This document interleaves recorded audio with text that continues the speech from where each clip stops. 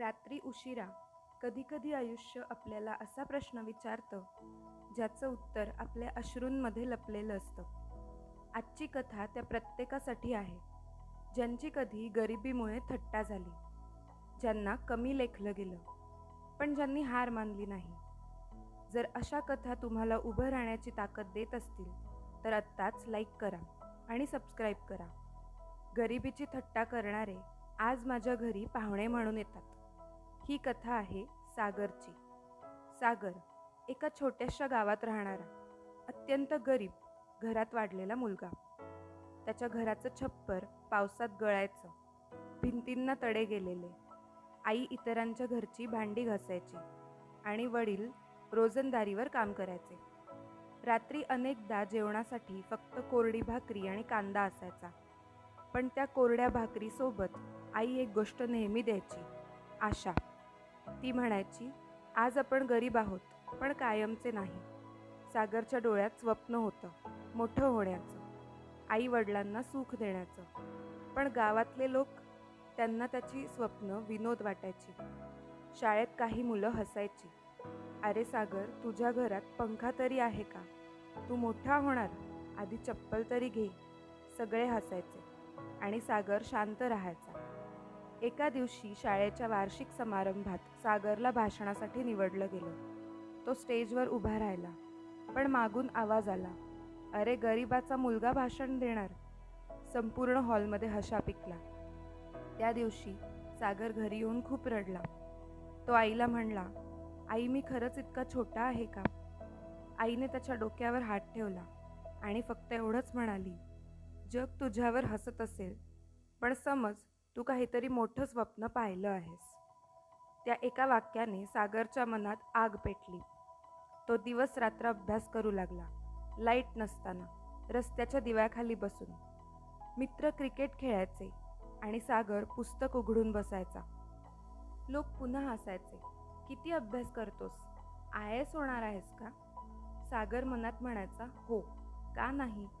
वर्षे गेली. 12वी उत्तम गुणांनी पास झाला, पण पुढे शिकण्यासाठी पैसे नव्हते. आईने आपली एकमेव सोन्याची बांगडी विकली आणि म्हणाली, ही बांगडी नाही, माझा तुझ्यावरचा विश्वास आहे. सागर शहरात गेला, पण एका छोट्या खोलीत राहू लागला.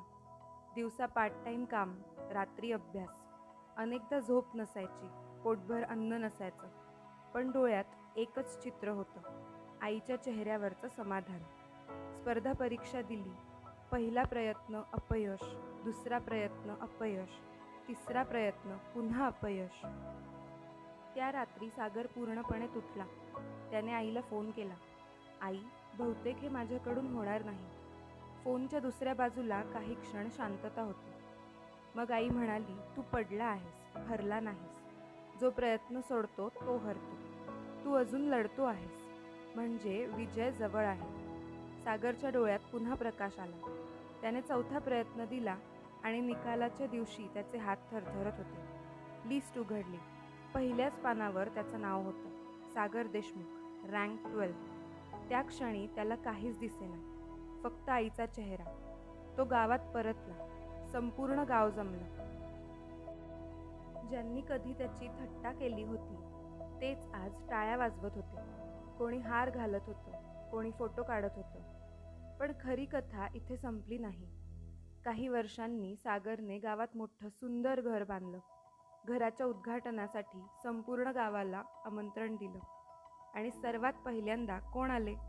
तेच लोक ज्यांनी कधी म्हणलं होतं, तू काही करू शकत नाहीस. ते आज हसत होते.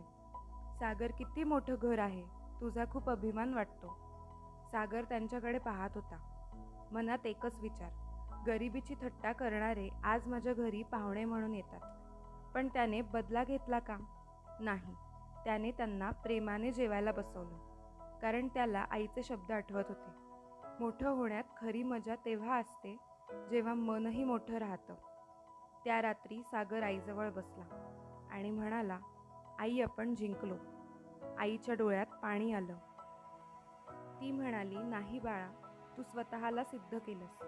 ज्यांनी तुला कमी लेखलं त्यांना उत्तर देण्यासाठी ओरडण्याची गरज नसते. यशच सर्वात मोठं उत्तर असतं. जर आज तुमची परिस्थिती कठीण असेल, लोक तुमच्यावर हसत असतील, तुमच्या स्वप्नांची थट्टा करत असतील, तर लक्षात ठेवा, आज जे तुमच्याकडे पाहून हसतात, उद्या तेच तुमच्या यशाचं कौतुक करतील. गरिबी ही कायमची ओळख नसते, ती फक्त सुरुवात असते. स्वप्न पहा, मेहनत करा, हार मानू नका. कारण एक दिवस असा येईल जेव्हा तुमच्यावर हसणारेच तुमच्या दारात आदराने उभे राहतील. ही कथा मनाला भिडली असेल तर लाईक करा आणि सबस्क्राईब करा, कारण कदाचित पुढची कथा तुमचं आयुष्य बदलू शकते.